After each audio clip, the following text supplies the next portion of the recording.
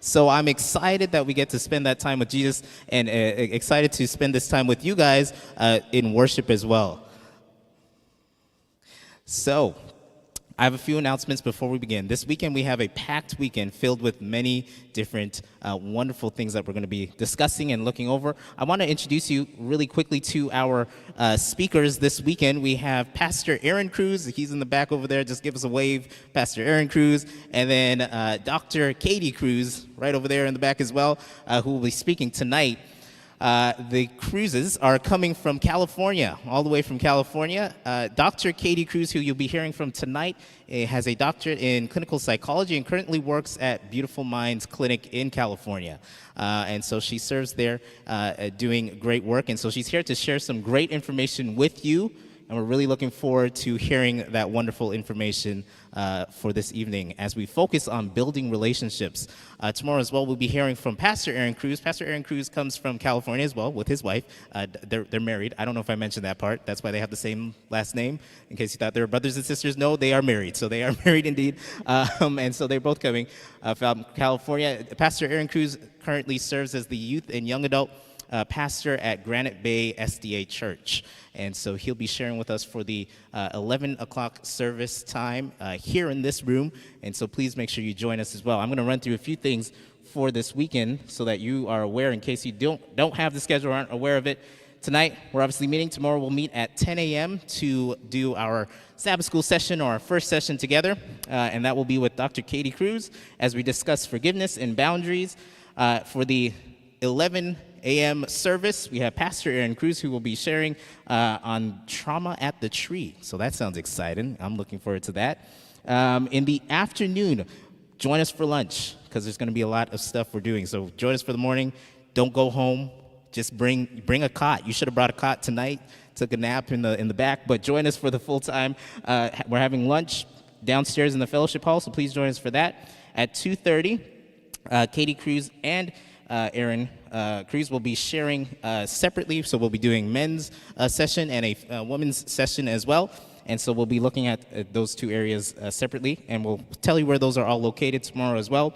And then after that, we have a 3:45 session. See, a lot of stuff going on here. A 3:45 session again, and this will be on freedom through captivity. And then we'll finish at 5 o'clock with a Q&A. Hey, by the way, two things. Make sure you write really good notes. In the back where Mrs. Nina was when you were walking in, she had a little table with notebooks. Did anybody get one of those notebooks? Raise those notebooks in the air if you got one of those notebooks. Well done. Well done. If you don't have one of those notebooks, you can go ahead and grab one. Please grab one. We have those for your use. If you have your own notebook that you like and want to keep, please use that. But please take wonderful notes because we will have some prizes at 5 o'clock during the Q&A session that we'll give away, and they will be based on the presentations that you hear this afternoon, this evening, and tomorrow as well. So please take good notes and listen well.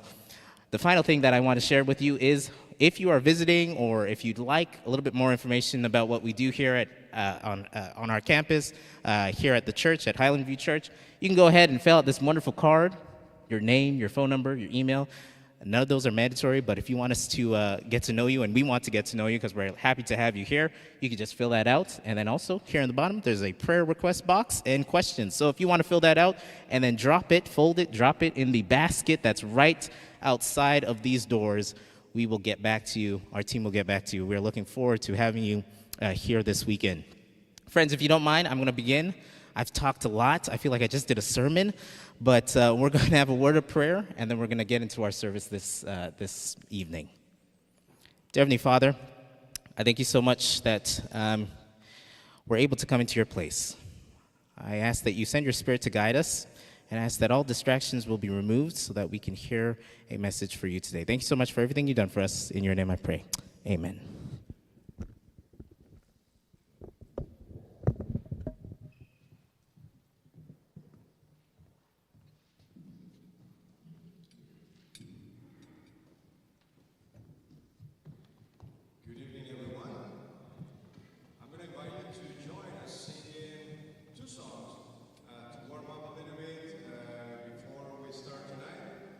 First of all, it's really great to see you coming tonight.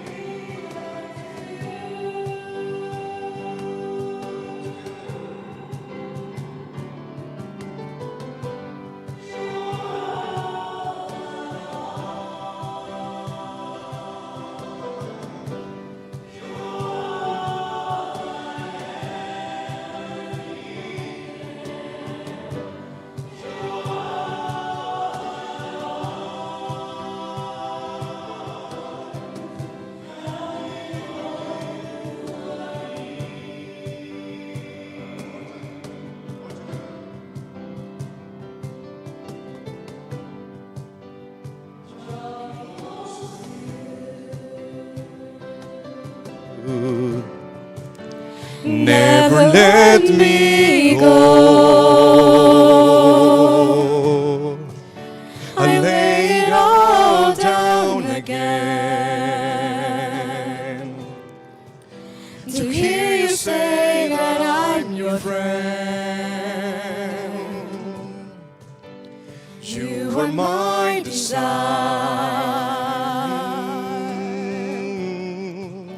No one else will do. 'Cause nothing else can take your place. To feel the warmth of your embrace.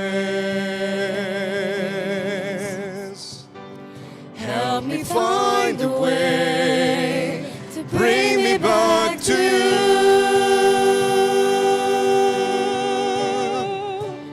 All together. You're all I want. You're all I ever needed. You're all I want.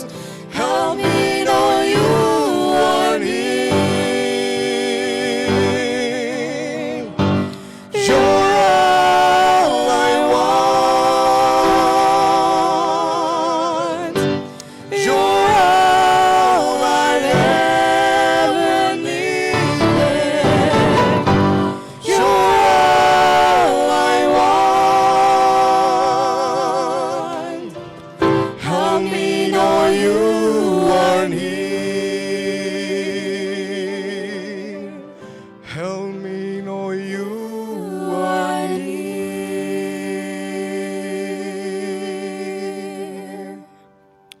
All right, our second and last song for tonight is Still.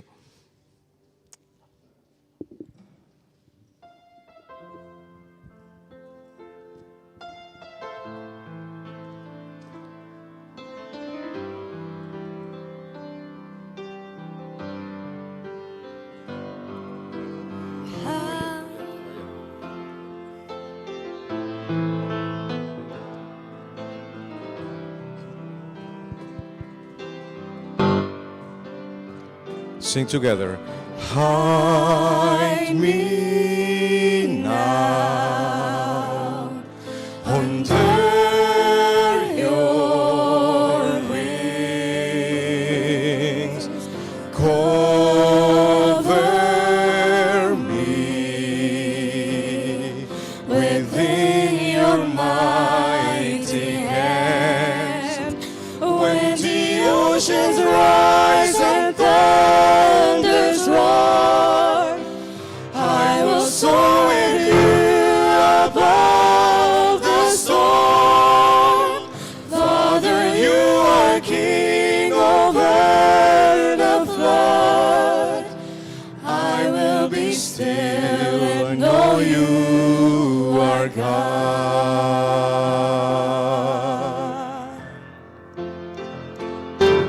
Find rest, my soul, in Christ alone.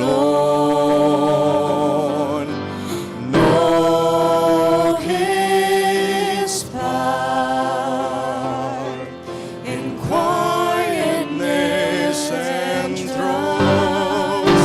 When the oceans rise and thunders roar, I will soar with you above the storm.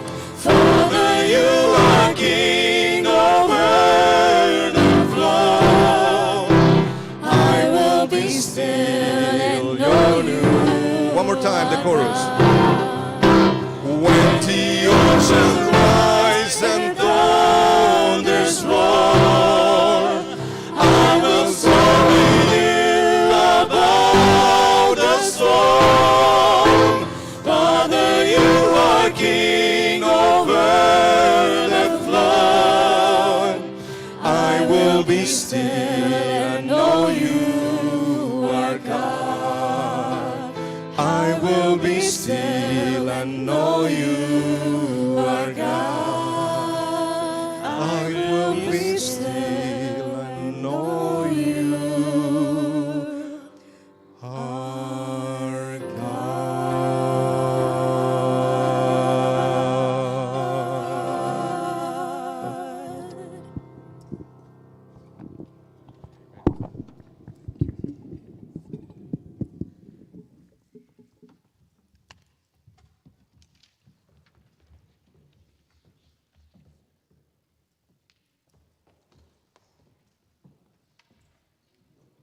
evening, everyone. So this is a very special weekend, not only because of the topic, but also because only a few days before a special event, my husband and I, this was about now more than 2 years ago, were in this very church. And he was showing me around. He used to be a camper here at Mount Etna and then a counselor as well. And it was actually a few days right before our proposal, our engagement. My husband proposed to me at Annapolis Rock, and so this area has a lot of meaning to us, so it's great to be here. It's great to share, and on a really important topic, the reality of relationships. So today will be an introduction for the whole weekend on the topic of relationships. Okay, let's see here. All right, so already was mentioned by Pastor Elijah, the events of this weekend, but just to give you kind of another overview, we tried our best to try to address all the different really big kinds of relationships. So tomorrow morning we'll cover relationships with others, specifically looking at the need, the importance of forgiveness and boundaries. Then, of course, our relationship with God, and then even our relationship with ourselves, uniquely looking at our identities as males and females. And then at the end, we'll also, again, end with relationship with others, but specifically looking at the power of our thoughts, which really relates to all kinds of relationships. And so I'm really excited for this weekend. But before we jump into relationships, zoom into relationships, I want to zoom out for a moment and take a look at the bigger context. You might think, Katie, wow, you really zoomed out. We're looking at the world right now. What state is the world in right now? Take a moment to think about the world. And sometimes when I have these conversations, some people will talk about how, the world is really progressing. You see so many technological advances. You see, even things like AI, the ability to travel instead of snail mail. We can just text people, we can FaceTime, and we often, again, emphasize a lot of progress. But amidst the progress, what we really see is that the world is in crisis. I don't know how many of you may have looked at that, those typical videos at the end of the year, 2024 in 4 minutes, and they highlight all of the events, and there are wars, there are fires in California right now, thankfully not where we live, but there are massive fires and mass shootings. I don't know how many of you have noticed that the number of mass shootings have gone up. We also see things like the obesity crisis. We see also, even surprisingly, hunger and water shortages and poverty, something that we would think we're getting better, we're advancing, but what we notice is that the world is getting worse. Now, addition to this, a part of this, I should say, is the mental health crisis. We know, it's a well-known fact, that we are in a crisis with our mental health globally. So here's some statistics to notice. Mental illness across the world affects about 970 million. Now notice, in comparison to 1990, this is an increase by 133%. That is a massive increase. And the latest statistics were collected in 2019, which was pre-pandemic. And the pandemic itself caused another crisis with mental illness. And so how much more have those rates increased?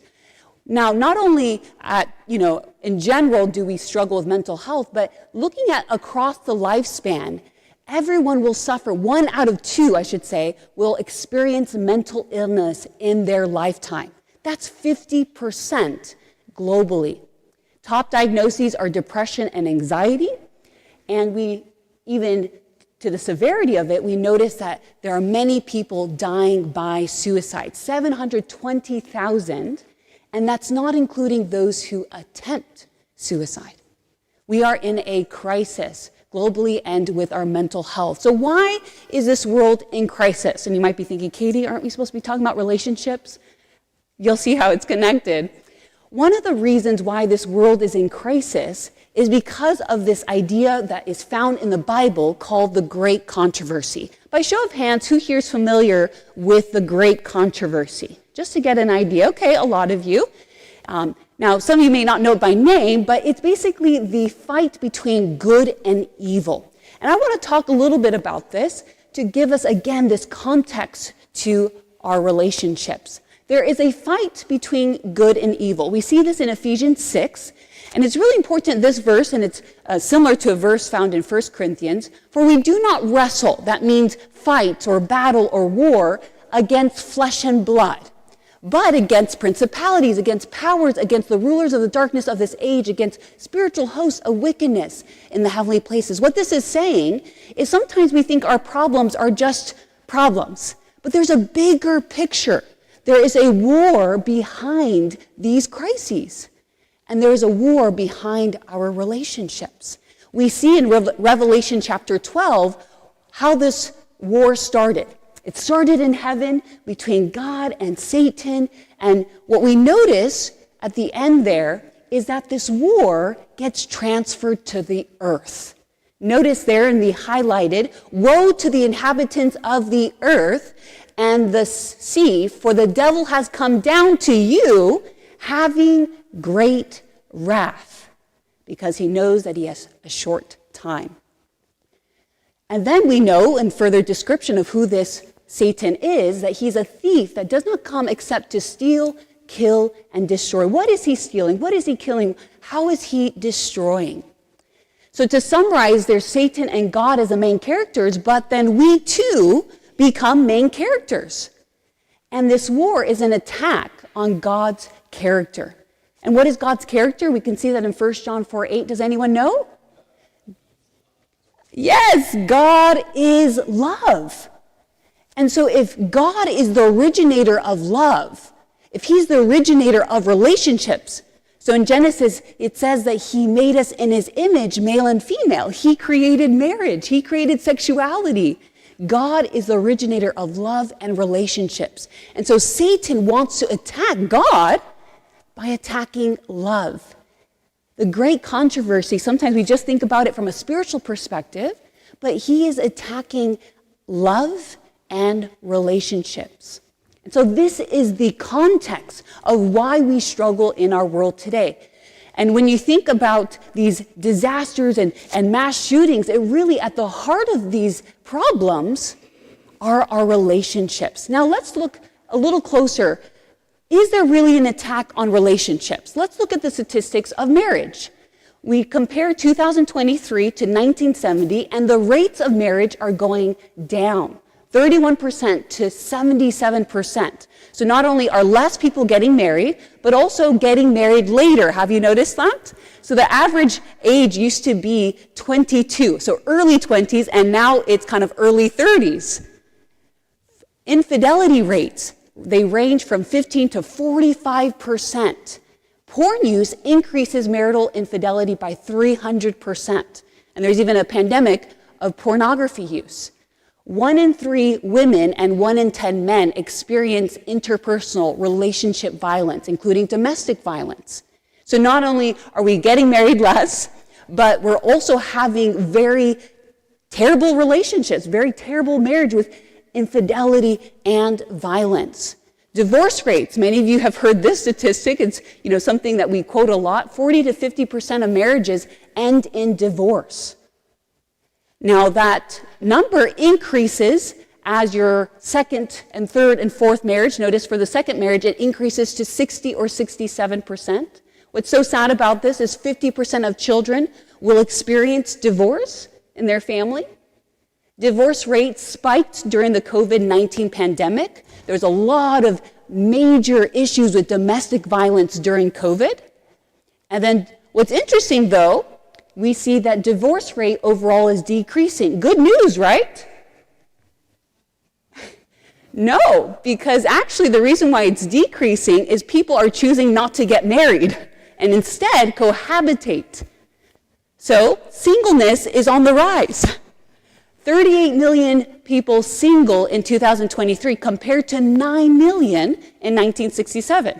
Cohabitating has risen from 3 to 7%. And then there is an epidemic of loneliness, to the point where there are countries today that have appointed ambassadors to take care of the loneliness epidemic in their country. Because loneliness is causing a lot of significant mental health and physical health problems. Loneliness is as dangerous as, they say, smoking 15 cigarettes a day. And so there's an epidemic of loneliness. And this leads to also an increase of addiction. They say that the root of addiction is a lack of connection. So people are turning to addictions. Friendships as well are on the decline. So compare 13% to 33%, people having close friendships. 30% less face-to-face socializing. Is that true? Especially after the epidemic and pandemic. And then the phones as well, right? Less face-to-face. Sometimes you go to a restaurant, you see a family all together and they're on their phones. Or we see, my husband and I pass by a school bus stop and all the kids standing in line waiting on their phones, not talking to each other. So sometimes it's good for you guys to talk maybe afterwards, but it's good, face-to-face. 26% of adults search for a friend online. It's hard for them to make in-person connections. And then Americans are the least likely among other countries to feel close to their community and their country. And then parenthood. People in general, these statistics show that people are having less children as well as delaying to have children. So we see 27% of adults had a child in 2023 compared with 60% just in 1993. So we see that there is an attack on relationships. Now, how is Satan attacking our relationships? How? There's many different ways, and my hope for this presentation is not just to say, okay, let's improve our relationships, but to see that there's a hidden agenda, there's something deeper that's going on. So sometimes we just think we're busier, but there's an agenda of busyness, right? It is so sad to see that families are no longer having meals together. Why? Because we're too busy. We're overworking. Work has become a value, a priority in people's lives. What about technology? Technology has been very beneficial, but there's an illusion of connection with technology. Young people think that they're connecting all the time, text messaging and DMing. There was a study that was done that compared text messaging to phone calls. And what they tried to measure was oxytocin. Does anyone know what oxytocin is? It's the hormone for love and bonding. We get it when we hug each other. We get it when we touch each other, even when you pet an animal. And they wanted to see which one released more oxytocin. Phone calls, talking on the phone, or text messaging? Which one do you think? The phone. Now, what was surprising was that actually text messaging released no oxytocin. There was no bonding. Why? Because our brain only sees words. It doesn't actually perceive true connection. And so here we have this illusion with technology that we're connecting. I'm connecting with someone in another country. I'm connecting with, my friends all the time. But technology has led to a lot of disconnection, including AI. Now, I don't have time to talk about this, but it's quite fascinating. There's been a lot of people who have AI girlfriends or boyfriends, which sound ridiculous, but it's actually true. And virtual reality. I had a client, a 15-year-old client, who's like, "Oh, a virtual reality girlfriend is just as good as the real, as a real girl." I'm like, "Are you sure about that? Can you hold hands? Can you do all these things?" We are being convinced that it's okay. There was one case of a man who developed a deep, intimate relationship with an AI, with artificial intelligence, to the point where she actually convinced him to try to take his life. The dangers of AI, urbanization and modernization. And then there's this individualism mindset. It used to be all about community. Tomorrow when I talk about forgiveness used to be that we do this for the sake of the community, to restore the community. And now it's still good, but we're emphasizing forgiveness to release us. There's an individualism mindset, all about me. It's a little bit of also the selfies, right? It's all about me. Now, there's also just a general change in values. Have you noticed that? a general change in values. We value more of work and success, building our own companies and entrepreneurship, and less of family and relationships and connection. We also see that addictions are getting in the way of relationships. And then, of course, trauma, which I'll highlight more. But before I do emphasize more of trauma, it's important to realize these things that I just mentioned are specifically limiting our ability to attach to one another. Now, in science, in mental health science, what we talk about is we use this term attachment styles. They're patterns of how we love and bond with one another. So I'm going to go through the different attachment styles because it's important for you to be aware of what is my attachment style. So here, attachment styles are patterns of how we connect and love, and they're shaped in childhood by our primary caregivers, how we bond with them, and then carried out into our adult relationships. This was first described by Mary Ainsworth, who is an American-Canadian psychologist in 1969, and she described the strange situation experiment. So I'm going to describe a little bit more. I had a video, but I'm going to skip it for the sake of time. But basically what it describes, and you can YouTube it later, the strange situation experiment, where basically they had a mother and a baby, typically 9 to 18 years old, and they would put them in a room, and they have different versions of this experiment. I'll explain the simplest one. And they just watch the kid interact with the child, the kid interact with the mother. And then the mother would leave. And they'd see, well, how would the child react? That's kind of step number one. But then also, how would the child react when she returns? And it would tell them a lot, and they categorize different attachment styles based off of these findings. So let me go through each one. So that's an example of it. And what they found was there's two main dimensions. There's anxiety and there's avoidance. And so if you have low anxiety and low avoidance, you'll have a secure attachment. That's what we all want. That's the main healthy goal. The other ones are different versions of insecure attachment. Something got in the way of true healthy bonding. So it might be high anxiety and high avoidance, which is anxious avoidant, or you'll see the other options, and I'll describe each one. So here's Mary Ainsworth. She described there's secure, insecure, and then within insecure attachment, there's anxious, avoidant, and then a combination of both anxious and avoidant. Now, different people, different writers sometimes use different words to describe these attachment styles. It was mentioned that you will have prizes at the end for our Q&A tomorrow. This is one of the books that I recommend, and it's one of the prizes. And it's a fantastic book. If you don't win it, you can still get it yourself. But it talks about the importance of our bonding and our attachment, and it gives different language to the same attachment styles. But I'm going to use the simple versions for us to think of. Now, another resource that I recommend is you can actually take a quiz to see what your attachment style is. So you can either go through the book, How We Love, they have a quiz that you can do, or also the book called Attached, and they also have a quiz as well. And I forgot to mention, it just came to me, voila.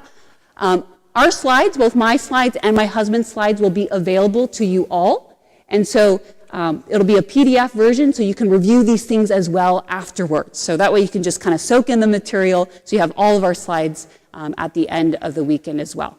So the first one is secure.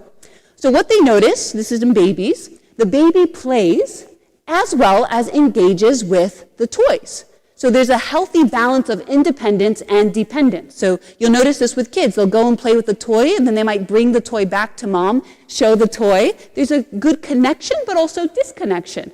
And so there's a healthy balance there. And then when the mother leaves, the baby is distressed. Sometimes we think in this individualistic society of America, we think, oh, it's healthy not to get distressed if someone... No, it's healthy if you care about someone to be distressed. So the baby's distressed, but happy and eager when the mom returns. So the mom picks up the baby, and it's crying, crying, crying. And then the baby with a secure attachment is quickly soothed and eventually goes back to playing. Now, for adults, what we notice is then they grow up because they're secure in their attachments. They trust their attachments. They're naturally warm and loving. They enjoy intimacy. If they have worry, it's very dependent on the circumstance. They're not overly, generally, or easily upset or worried in relationships. They are good communicators. They can effectively communicate what is my need and communicating that to their partner or to their friends. They recognize others' emotions as well, can respond to their cues, and then they can be comforted as well as comfort others. This is where we all want to be in our relationships. And so, how did they get there? They had primary caregivers. You can reflect on what were my attachments with my primary caregivers. Was it reliable? This is one key factor in our relationships. With my primary caregivers, were they reliable, consistent, stable, dependable? I see some parents here. This is good too, because as you raise your kids, you say, okay, this is what I need to be in order to raise my children as secure attachers. The child knows that they will be there. But not only are they present and reliable, but they're attentive. They are well attuned to the child's needs. The child cries, and the mother is present and able to say, oh, that's the hunger cry. Or maybe you don't catch it the first time, but you tried multiple things, and eventually you're attuned to your child's needs. And again, there's a healthy balance of independence and dependence. Now, the first insecure attachment style is anxious. The baby is extremely distressed, notice, extremely distressed when mom leaves. But when mom returns, what's interesting is that there's this mix of both happy and angry. And the mom goes and picks up this anxious child, and it takes them a long time to soothe, a long time to be soothed and calmed. And soothing is only temporary. Soon the baby angrily pushes mom away and begins to cry again. This is some signs or some indicators of babies having insecure, anxious attachment. What we see in adulthood then is there is this desire to be close and enjoys intimacy, but high levels of anxiety and fear. High amounts of fear that others don't wish to be close to them as much as you love to be close to them. Relationships consume a lot of energy. Why? Because you're worried about it. You're worried and you're sensitive to small fluctuations because that might be danger, signs of danger that they might leave you. You take things too personally. You get upset easily. Sometimes you can act out and then regret it later. If the relationship provides a lot of security and reassurance, you're able to be less preoccupied and more content. But there's this deep-rooted anxiety. So how do you get this attachment? Your primary caregivers were inconsistent and unreliable. And not only were they inconsistent and unreliable, but they were misattuned. Not completely disconnected, that's the avoidant one, which we're coming to in a moment, but misattuned, maybe sometimes attending to your needs and sometimes not. Notice how that can be confusing for a child. They're anxious, not knowing, will mom be there or will she not be there? Or is she coming back? Is she going to leave again? Possible reasons could be trauma, neglect, inconsistent parenting, and inconsistent emotional responses. Sometimes the mom is like, yes, I'm here for you. And then other times, just kind of aloof. Caregiver with depression. This is one of the things I see the most, is when a caregiver has depression, they're so brought down and heavy with their own depression that it's hard to attune to the needs of others, especially their children. And this applies to many mental illnesses, but depression especially common. This is where mothers have to be very careful with postpartum depression, right? Because that can happen. Inexperienced caregivers, maybe they just don't know how to tune to the needs of their children. Now, avoidant. Notice the other anxious child extremely reacted. This baby does not react when mom leaves. Mom leaves and is just like, whatever, just doing my thing, playing, as if nothing happened. When mom returns, again, indifferent, as if mom's not even there. Unmoved, ignores mom, continues to play. But what's interesting is they did an investigation and they saw that baby inside, although acts like they don't even care, was distressed and not calm. They had elevated heart rates, elevated cortisol, stress hormones in their body. This, as similar to anxious attachment, notice they're all adaptive responses. The baby doesn't know that if the mom is not going to be there, has learned to not care, right? but it does care because we are meant to bond. So what we see in adults is there's a lot of independence and self-sufficiency, which notice our culture is trying to increase, trying to encourage us to be independent. I don't need anyone, especially for women. I don't need no man. That is not correct. Independent self-sufficiency, often preferring these to intimacy. You desire, deep down inside, we desire it, but often feel uncomfortable with too much closeness and keep others at arm's length. You don't worry too often about relationships or rejection. You don't tend to open up to others. Some complain that you are emotionally distant. You may also be on high alert for signs of control from others. And so what we see with the primary caregivers is that they were unavailable and not attuned. Whether present but not available or not present enough. This is where we see parents who overwork and the child learns to just soothe themselves. Not attuned to needs, whether rejecting needs specifically or their emotions, so the child learns to withdraw.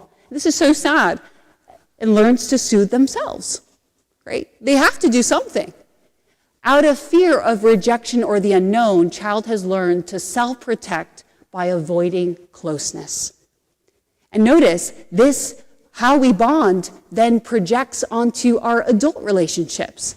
And we don't know, we just keep on living out these relationships. And then the last one is the mix of anxious and avoidant, sometimes referred to as disorganized. And for the sake of time, I'm just going to summarize this very quickly, because basically it's the combination. It's confusion.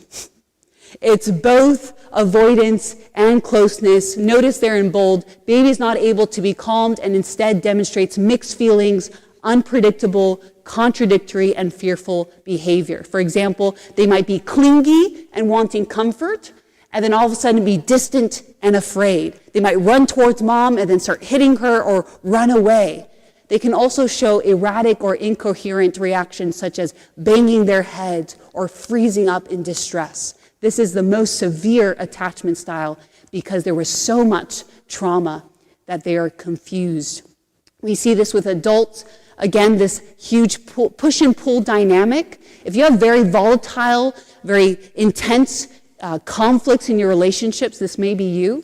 So again, that strong desire for closeness, but deep fear of intimacy and vulnerability. So you have both the anxiety, and high avoidance. And the fear of being hurt results in protective behaviors like control and manipulation. So, how did they get this? Primary caregivers were chaotic and unpredictable. Caregiver provides a mix of comfort and fear. This is where some parents are violent towards their children or abusive, and notice can switch between being nurturing and hostile or neglectful, confusing the child. The child says, is mom right now in a good state? I see this often with clients who had parents who suffered from alcoholism. They could be loving and wonderful, nurturing when they're sober, and then the child doesn't know, all of a sudden they're drinking and they're in this rage that is very harmful. This can also be when children witness violence, frequent caregiver changes as well, this unpredictability of those changes. This happens a lot if you grew up in the foster system, if you didn't have good foster parents. Caregiver emotional problems, especially things like more extreme mental illness, bipolar, anger issues, etc., can contribute to this style. So hopefully that gives you a picture enough to have your wheels turning of what attachment style might I have. Typically people start also thinking about what the attachment style of their partner or other people they know. And then I encourage you to read How We Love and other related books, because this won't do it justice. I'm giving you just the surface level understanding here. Now what's interesting is the statistics show us that about 51% of children have secure attachment. And here are the numbers for the other one. So it's kind of 50-50. Some people have secure, some people have insecure. What's interesting is that 85% of children have the same attachment as their parent.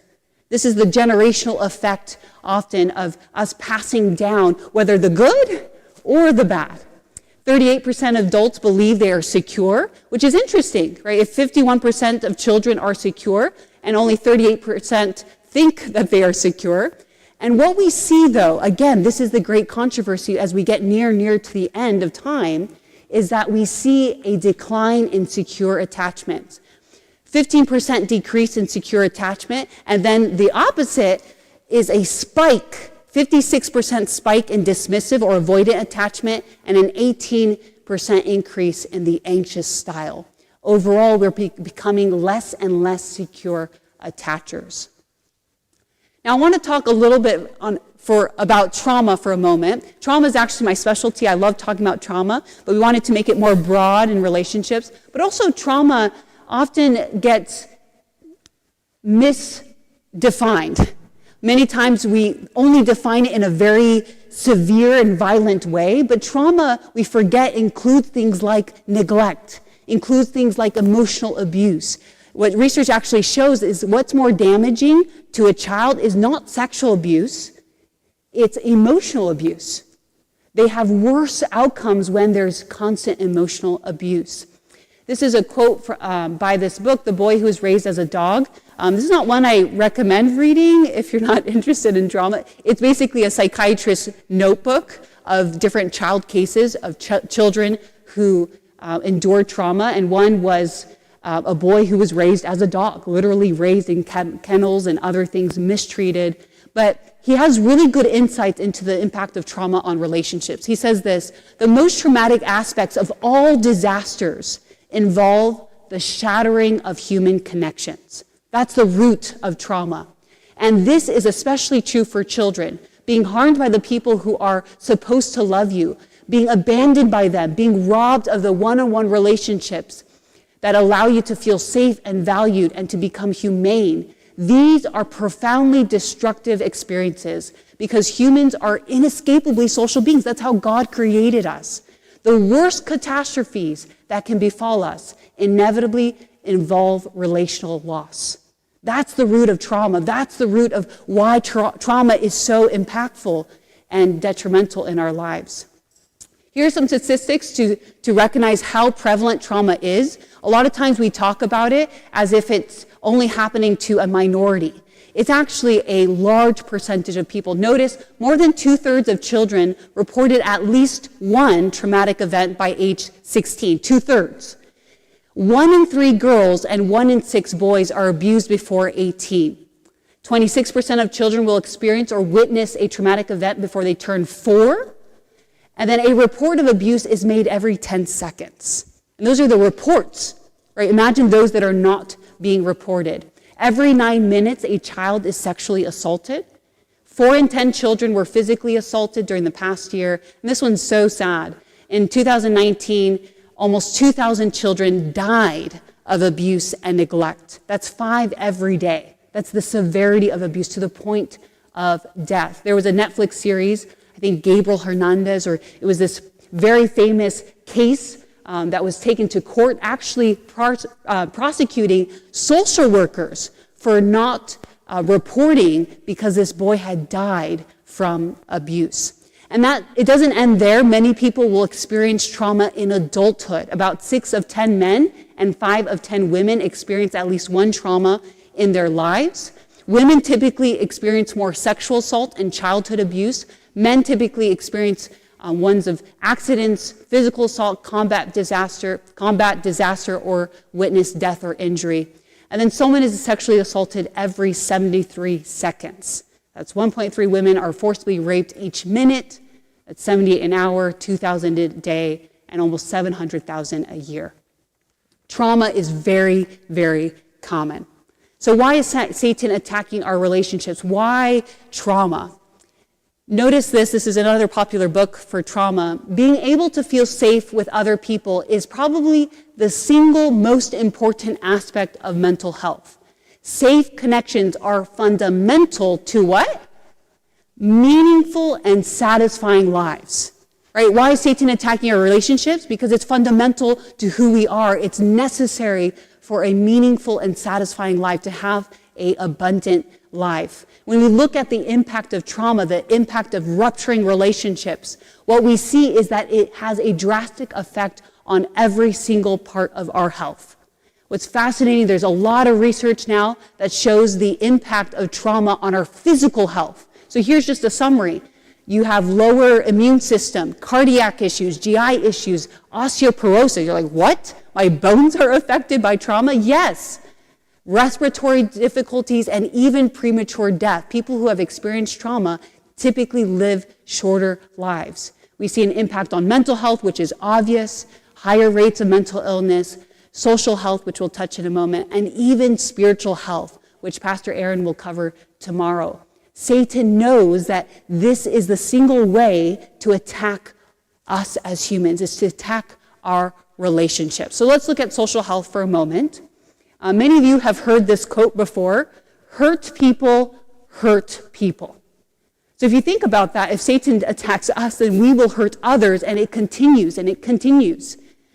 This is helpful to remember that when you get hurt by someone, instead of responding or reacting negatively, remember, people are broken. We are broken. That's what I also appreciate about the biblical narrative, is it tells us we live in a broken world. And I really love this next quote: if you don't heal what hurt you, you'll bleed on people who didn't cut you. And this is what's happening in society today. Why we're struggling, why our world is in crisis, is because we're bleeding on each other. We're not healing. And so we'll bleed on people who didn't cut us. Our parents hurt us, or their parents hurt them, and so forth, and yet we're taking it out on our spouse. We're taking it out on our children. We're taking it out on church members and church. And we need to recognize that we ourselves are broken and we need that healing. Now, is there hope? Sometimes after this presentation, I'm like, oh, it's a terrible picture. It's probably my least favorite because I like to talk about solutions, but it's really important to first really recognize what is the problem. Because I'm hoping that this can motivate you to look inward, to say, how might I be bleeding on people? Is there hope? Is there healing? Of course, you know the answer is yes. Now, if you remember the verse I shared earlier, John 10:10, the great controversy, the first part of the verse says that there's a thief, Satan, that he comes to steal, kill, and destroy. And that's what we talked about. But does anyone know the rest of the verse? It doesn't stop there. It doesn't say, yes, there's someone there attacking your relationships. It says, I, Jesus, have come that they may have life. And what kind of life? That they may have it more abundantly, overflowing. So yes, there are problems in this life, but Jesus says, that thief, yes, he's there, but I have come to give you that life and that life more abundantly. And I like to think if really life comes from relationships, because God is life and God is love, then what this means is that God is giving us abundant relationships. God wants us to flourish in our lives, in our relationships. So remember this verse about the core to trauma is destructive relationships, is shattering of human connections. Well, the quote continues, and it says this: as a result, recovering from trauma and neglect is also all about relationships. Rebuilding trust, regaining confidence, returning to a sense of security, and reconnecting to love. Of course, medications can relieve symptoms, and talking to a therapist can be incredibly useful. But healing and recovery are what? Impossible, even with the best medications and therapy in the world, without lasting, caring relationships with others. And what's sad is it's easier now to just go to a professional and to get medication, to get therapy. But those are just tools to point you to community and to relationships that actually heal and restore. Because if trauma happens in relationships, then it needs to heal in relationships. And so, application, a take-home for tonight. Yes, number one, we are created and designed for secure and healthy relationships, even in a sinful world. Number two, we can, through free will and choice God has given us, to change our attachment patterns. Isn't that good news? Healing starts with us right now, this weekend. And so I want to ask you if you're going to commit this weekend to doing whatever it takes to improve your relationships. And I want to really ask that you don't just think about in this weekend, try to fix my spouse, try to fix my children, try to fix my friends, but really ask first, What about my own heart? To reflect and ask God to convict your heart to see the ways that you might be bleeding, that you can be the power of change in your spheres of influence. And so just as a reminder, for tomorrow morning, you're going to want to be here at 10 a.m. because we're going to be talking about one of the most powerful things, forgiveness, as well as how forgiveness leads to boundaries. You can't have forgiveness without boundaries and vice versa. And then we'll also at 11, Pastor Aaron will be sharing about changing how we view God, which is actually at the root of all relationships. And then later on in the evening as well, and then the Q&A. So we really invite you to come back. This is a great evening, but I look forward to seeing you all tomorrow. Take care.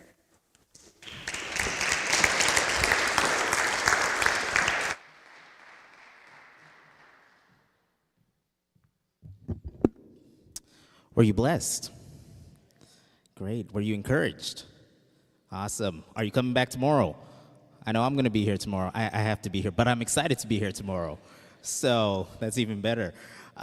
We just want to, again, remind you, hey, join us for tomorrow at 10 a.m. is when we'll start, and we'll have lunch, and we'll have many more sessions to join. I forgot to mention this when I was giving the announcements earlier, but if you do have questions, I was supposed to put this up on the screen for you, but we have a little Q&A thing that you could utilize to send in your questions if you don't want to make a public announcement with your question. And so if you'd like to send your question anonymously, you can go to slido.com. So that's SLIDO.com. And then if you have your pen, you're going to have to write this down. Tomorrow I'll have it on the screen for you so you could scan a QR code and just submit it. But the number that you'll need to put in is 240-5783. That's 240-5783. And so you could submit your questions there, and we'll make sure you have that opportunity. Slido, that's SLIDO.com. Yes. Yes. Yes, we'll be here tomorrow morning at 10 a.m. You can meet us here. Sure, 100%. I'll repeat it for you real quickly here. 240-5783. 240-5783. And you should be able to submit questions there, and I'll post it on the board, on the screens tomorrow, so that you can just scan it and make your life easier. Hey, let me end with a word of prayer, and then we'll say goodnight and happy Sabbath again. Father in heaven, we thank you so much for the opportunity that we've had to come together again and hear a good message. Father, we know that you are a God that cares about our happiness, and that's an incredible thing to know, that the creator of the universe cares about our feelings, cares about our happiness, and wants us to have a full life. Thank you so much for everything you've done for us. That you send your spirit to be with us as we leave this place. Bring us here back tomorrow morning to receive more blessings and to receive a word from you. In your name I pray. Amen. Happy Sabbath.